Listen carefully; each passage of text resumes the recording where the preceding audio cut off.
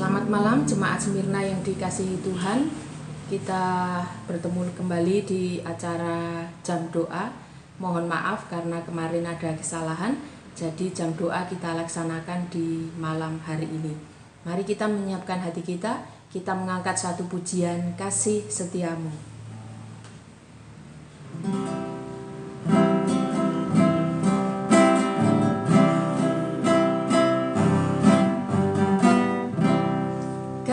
Setiamu yang kurasakan lebih tinggi dari langit biru. Kebaikanmu yang telah kau nyatakan lebih dalam dari lautan.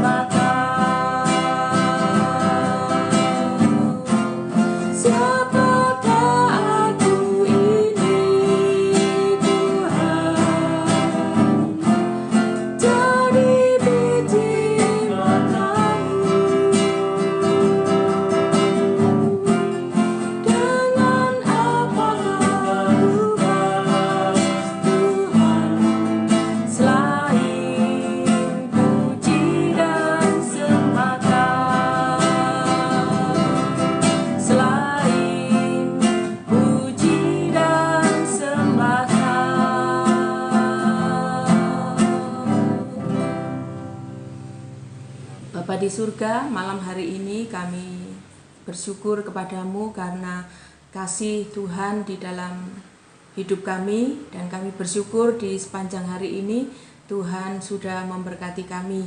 Malam hari ini kami bersama dengan seluruh jemaat Smyrna akan bersatu hati memuji memuliakan nama Tuhan, mendengarkan firman Tuhan, dan akan berdoa bersama.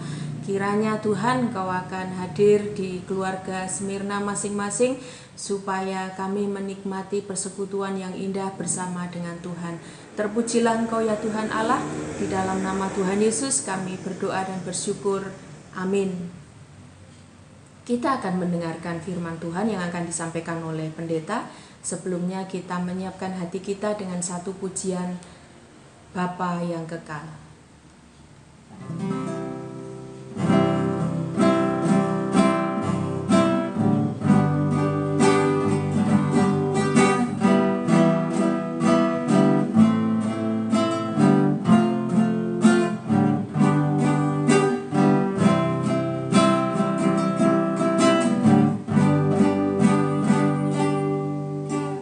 Kasih yang sempurna telah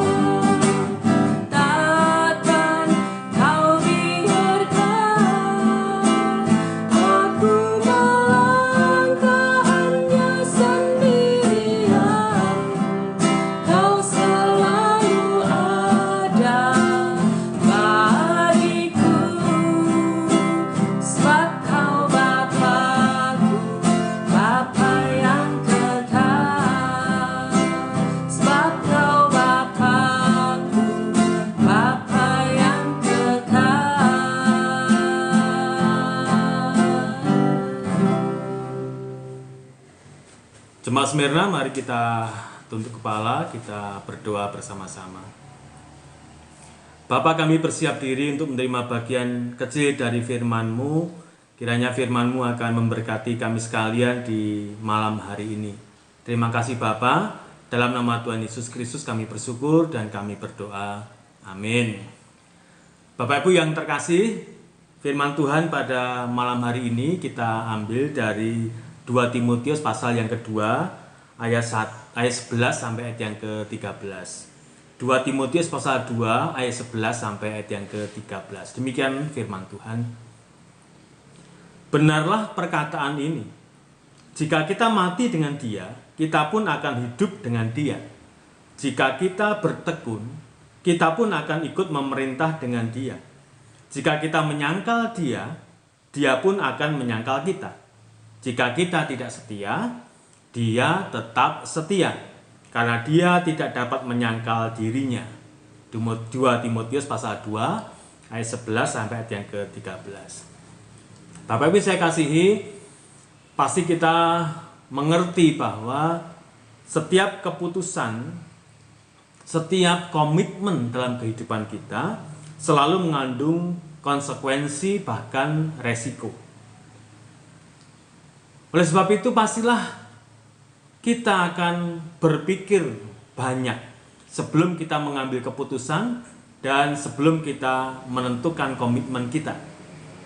Kita akan menghitung, mungkin akan memikirkan seberapa banyak hal-hal yang bisa mempengaruhi dari keputusan kita, dari komitmen kita, supaya kita tidak melanggar, supaya kita tidak bertentangan dengan keputusan kita sendiri dan bahkan dengan komitmen kita sendiri. Sama seperti pada saat kita mengambil keputusan untuk percaya kepada Tuhan Yesus. Pastilah kita sudah memperhitungkan segala sesuatunya. Setelah itu kemudian kita punya komitmen di dalam Dia, dan pastilah kita juga sudah memperhitungkan komitmen kita. Keputusan yang kita ambil untuk percaya kepada Tuhan Yesus adalah keputusan yang tepat dan benar, yaitu bahwa kita akan mendapatkan pengampunan dosa, kehidupan yang kekal di dalam Tuhan kita Yesus Kristus. Dari budak dosa menjadi budaknya Yesus. Jadi pelayan dosa menjadi pelayannya Tuhan Yesus. Oleh sebab itu ketika seseorang, termasuk saya dan saudara, mengambil keputusan untuk percaya kepada Tuhan Yesus, pasti sudah memperhitungkan hal-hal ini. Bahwa ketika saya percaya Yesus, saya sekarang bukan lagi menjadi pelayannya dosa, tetapi menjadi pelayannya Tuhan Yesus Kristus. Nah, tidak ada pelayan yang tidak melayani. Oleh sebab itu, ini pasti sudah dalam perhitungan kita. Bahwa ketika saya percaya Yesus, saya menjadi pelayannya Yesus, dan saya berkomitmen untuk menjadi pelayan Tuhan Yesus dengan baik. Bapak Ibu saya kasihi, keputusan kita untuk mengabdi dan melayani kepada Tuhan Yesus tidak pernah mendatangkan kerugian apapun dalam kehidupan kita. Sekali lagi ya, keputusan dan komitmen kita untuk melayani kepada Tuhan Yesus Kristus tidak akan pernah mendatangkan kerugian apapun dalam kehidupan kita. Bahkan kita akan mendapatkan keberuntungan yang sungguh amat besar ketika kita punya keputusan untuk percaya kepada Tuhan Yesus dan ketika kita berkomitmen untuk melayani Dia dengan sebaik-baiknya. Apa alasannya? Yang pertama, jika kita mati dengan Dia, kita pun akan hidup dengan Dia. Bapak bisa kasih, kematian seseorang di dalam Kristus adalah suatu keberuntungan. Seperti Paulus katakan, sebab aku hidup, tetapi bukan lagi aku sendiri yang hidup, melainkan Kristus yang hidup di dalam aku. Sehingga hidupku sekarang ini adalah hidup bagi Kristus. Dan kalau mati adalah keuntungan. Paulus sendiri mengatakan bahwa jika kita mati dengan Dia, kita pun akan hidup dengan Dia. Yohanes juga pernah mengingatkan kepada kita sekalian di kitab Wahyu pasal 14 ayat 13 yang mengatakan, dan aku mendengar suara dari surga berkata, tuliskanlah, berbahagialah orang-orang yang mati dalam Tuhan sejak sekarang ini, bukan besok, tapi sekarang ini. Sungguh kata Roh, supaya mereka boleh beristirahat dari jerih lelah mereka karena segala perbuatan mereka menyertai mereka. Bapak bisa kasih apa yang rugi ketika kita percaya Yesus? Bisa jadi mungkin secara lahiriah kita rugi, secara karir mungkin kita rugi, secara sukses duniawi mungkin kita rugi. Tetapi kerugian-kerugian lahiriah jasmaniah tidak akan pernah sebanding dengan keuntungan yang didapatkan di dalam Tuhan Yesus Kristus. Tidak hanya nanti, yaitu kehidupan kekal abadi, tetapi juga hidup di sekarang ini, di dunia nyata sekarang ini. Bagian yang kedua, jika kita bertekun, kita pun akan ikut memerintah dengan Dia. Menarik ya? Siapa yang akan memerintah bersama dengan Dia? Hanya mereka yang bertekun, artinya yang punya komitmen tadi, yang sungguh-sungguh mau melayani Yesus dan dilakukan dengan tekun, dengan terus-menerus, dengan tiada berputus asa. Meskipun ada banyak tantangan dan kesulitan, mungkin ada banyak kekecewaan, tetapi semangat untuk melayani Tuhan tetap ada dan berkobar. Dan disitulah dinyatakan sebagai seorang yang bertekun di dalam Dia. Maka orang-orang itulah akan memerintah bersama-sama dengan Dia. Tuhan Yesus tidak ingin kita jadi seorang yang biasa-biasa saja dalam bekerja dan berkarya di ladang Tuhan. Tidak mau. Sehingga kita tidak bisa melayani dengan pelayanan yang asal-asalan, yang biasa-biasa saja, yang semaunya sendiri, tidak bisa. Kalau ingin memerintah bersama dengan Yesus nantinya, kita harus dengan bertekun, artinya bekerja keras, berkarya dalam pelayanan dengan sebaik-baiknya. Lihat, yang 2 jadi 4, yang 5 jadi 10, bukan yang 1 tetap jadi 1. Lalu Tuhan akan berkata kepada kita, hai engkau hambaku yang baik dan setiawan. Itulah sebabnya dalam beberapa ayat dikatakan bahwa jerih payah kita tidak akan sia-sia. Dan juga sebab segala perbuatan mereka, dikatakan dalam ayat tadi, menyertai mereka, menjadi bukti dari semangat untuk bertekun di dalam Dia. Nah pertanyaannya, apakah kita hari ini tetap bertekun di dalam Dia? Tetap semangat di dalam melayani Tuhan? Tetap memberikan yang terbaik? Atau sekarang ini masih dalam batas, ya kalau saya mau, dan kalau saya ada waktu. Bagian yang ketiga, jika kita menyangkal Dia, Dia pun akan menyangkal kita. Wah, ini sebuah peringatan kepada kita sekalian. Jika kita menyangkal Dia, Dia pun akan menyangkal kita. Tuhan Yesus tidak memanggil dan memilih kita menjadi pribadi yang pengecut. Tidak. Dia ingin supaya kita menjadi pribadi-pribadi yang berani dan bertanggung jawab atas keputusan dan komitmen kita. Menjadikan sosok pribadi yang berani mengakui Dia di depan siapa saja. Nah, berkenaan dengan hal tersebut, maka Tuhan Yesus menegaskan, setiap orang yang mengakui aku di depan manusia, anak manusia juga akan mengakui Dia di depan malaikat-malaikat Allah.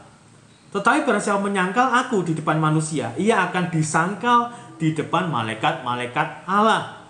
Lukas 12 ayat 8 sampai 9. Oleh sebab itu, Paulus memberikan nasihat kepada kita. Jika kita menyangkal Dia, Dia pun akan menyangkal kita. Jadi bukan berarti kita menuduh Tuhan membalas kejahatan dengan kejahatan, tidak. Tetapi dalam hal ini kita sedang menuai dari apa yang kita tabur. Ketika kita menyangkal Dia, maka kita akan menuai, Dia pun akan menyangkal kita. Paulus tidak menghendaki Timotius pada waktu itu menjadi sosok yang cengeng, yang mudah takut. Ketika ditakut-takuti, lantas begitu kemudian dia menyangkal Tuhan, tidak. Rasul Paulus memberikan nasihat kepada Timotius supaya berani mengambil resiko apa saja berkaitan dengan keputusan dan komitmennya. Oleh sebab itu Rasul Paulus juga memberikan nasihat kepada kita di malam hari ini, supaya kita juga berani menerima resiko, menanggung resiko dan dampak apa saja ketika kita menyatakan iman kita kepada siapapun, termasuk di kanan kiri kita, di tetangga kita, bahkan di pekerjaan kita, di kegiatan kita, dan di mana saja. Nasihat Rasul Paulus juga berlaku untuk kita semua kalau begitu. Di masa ini, kapan saja, di mana saja, di hadapan siapa saja. Kita harus berani mengakui bahwa kita ini adalah pengikut-pengikut Kristus, dan tidak hanya itu saja, kita adalah pelayan-pelayannya Kristus. Apakah ada resiko? Bisa jadi. Ya jadi pangkat kita tidak naik, bisa jadi gaji kita tidak naik, bisa jadi karir kita tidak naik, bisa jadi dagangan kita menjadi surut karena mengakui Yesus. Tetapi apapun yang terjadi dalam hidup kita, itulah yang menjadi bukti bahwa kita sungguh-sungguh punya keputusan dan komitmen bersama-sama dengan Dia. Dan jika kita menanggung resiko-resiko itu, nah kita mengatakan berbahagialah karena kita ikut ambil bagian dalam memikul salib Tuhan. Bagian yang ketiga, yang keempat, yang terakhir. Jika kita tidak setia, Dia tetap setia karena Dia tidak dapat menyangkal dirinya. Tapi saya kasihi, ini bukan sebuah kelonggaran. Kalau begitu kita tidak setia saja. Wong Tuhan tetap setia. Tidak. Ini bukan sebuah kelonggaran. Tetapi justru ini menjadi peringatan keras bahwa jika kita sudah punya keputusan dan komitmen untuk mengikut Yesus, percaya kepada Dia dan melayani Dia, maka kita harus tetap pada komitmen kita dan keputusan kita itu. Seandainya kita menjadi tidak setia, Dia pun tetap setia. Dan bahkan di beberapa ayat di Perjanjian Lama, di beberapa khotbah ini seri sudah saya sampaikan betapa mengerikan akibat dari ketidaksetiaan. Tuhan selalu mendatangkan sebuah peringatan dan bahkan hukuman kepada umatnya yang tidak mau setia. Oleh sebab itu, ayat ini menjadi peringatan bahwa kita harus tetap setia karena Dia itu setia. Ya. Jadi kita setia kepada Tuhan bukan karena kita baik, bukan karena kita sehat, bukan karena kita senang, bukan karena kita kecukupan, bukan karena kemauan kita terpenuhi, bukan. Kita setia kepada Tuhan karena Dia setia, itu saja. Ya, kalau kita mempertimbangkan segala sesuatunya dalam kehidupan kita untuk setia kepada Tuhan, bisa jadi kita akan menjadi umat Tuhan seperti umat Tuhan pada waktu itu, tidak setia kepada Tuhan karena perasaan, karena situasi, karena kondisi yang membuat orang menjadi tidak setia, dan ujungnya adalah menerima akibat dari ketidaksetiaan itu. Oleh sebab itu Bapak Ibu saya kasihi, mari kita kembali kepada komitmen kita, keputusan kita. Keputusan untuk menjadi murid Yesus, komitmen untuk menjadi pelayan Tuhan Yesus Kristus. Mari kita setia menjalankan itu supaya kita hidup dengan berkelimpahan berkat Tuhan. Dan tadi saya sampaikan bahwa kesetiaan kita tidak akan pernah mendatangkan kerugian kepada kita. Seandainya toh ada sesuatu yang harus kita tanggung. Oleh karena iman kita pada Tuhan Yesus, berbahagialah. Karena semuanya akan dipulihkan dan dikembalikan. Dan berkat Tuhan nantinya tidak akan pernah sebanding dari situasi dan kondisi yang menyakitkan di dunia ini.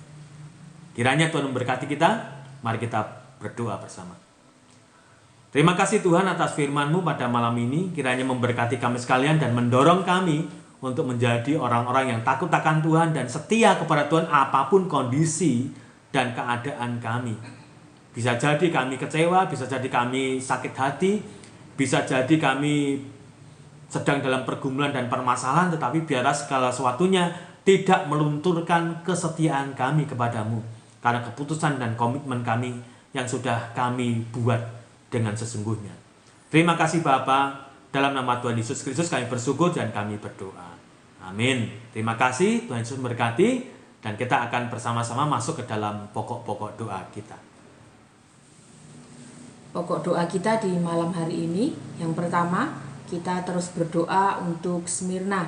Kita bersyukur Smyrna masih diberkati untuk melakukan pelayanan di setiap hari Minggu dan juga kegiatan-kegiatan gereja lainnya.